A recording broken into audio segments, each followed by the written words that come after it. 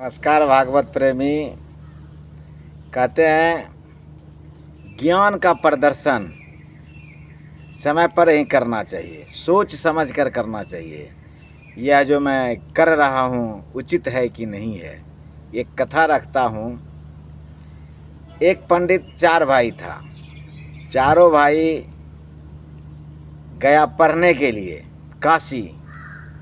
वहाँ से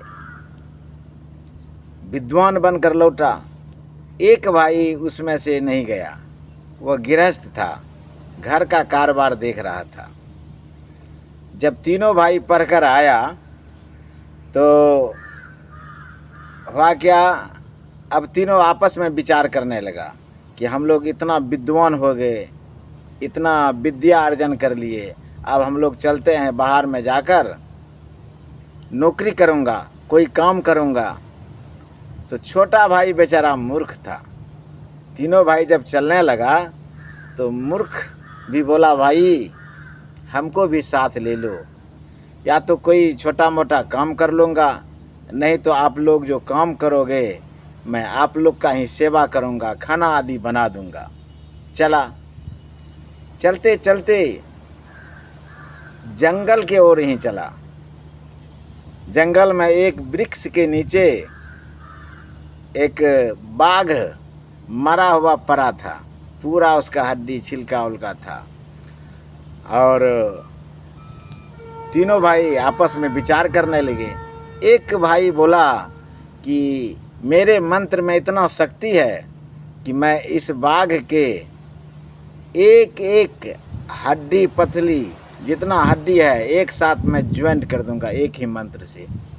फिर दूसरा भाई बोला कि अगर तुम सब हड्डी जोड़ दोगे तो मैं मांस आदि सब कुछ जोड़कर तंदुरुस्त बना दूंगा, सिर्फ जान मैं नहीं दे सकता हूँ। और तीसरा भाई बोला, अगर तुम दोनों इतना तक कर दोगे तो मेरे पास जो गुरुजी का दिया हुआ मंत्र है, मैं वो मंत्र से इस बाघ को जीवित कर दूंगा। कर दिया तीनों भाई शुरू। पहला भाई उस बाघ के हड्डी पतली मांस आदि को जोड़ दिया, हड्डी को जोड़ दिया। दूसरा भाई मांस को जोड़ दिया। और तीसरा भाई जब मंत्र का उच्चारण करने वाला ही था तो छोटा भाई जो मूर्ख था बोला, भाई समझ, थोड़ा रुको, हमको इस पैर पर चढ़ने दो। बोला ठीक है चढ़ जाओ। छोटा भाई पैर पर चढ़ गया और जो मंत्र पढ़ने वाला था बाघ को जीवित करने के लिए, जब वह पैर पर चढ़ गया तो वह मंत्र का आवाहन कर दिया, बाघ जीवित हो गया। बाघ जब जीवित हो गया तो तीनों भाई को एक एक करके खा गया, सिर्फ वही मूर्ख बच गया।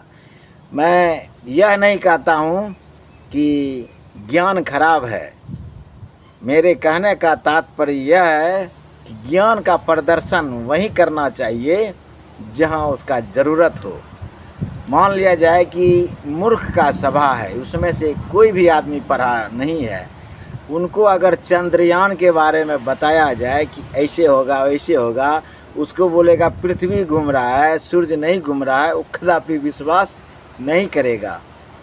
अभी क्या है, हम लोग जो ये तिलक लगाए हैं, बहुत आदमी जिनको समझ में उतना बात नहीं आता है बोलता है ये 3 टिक्काधारी है, टिकारी है।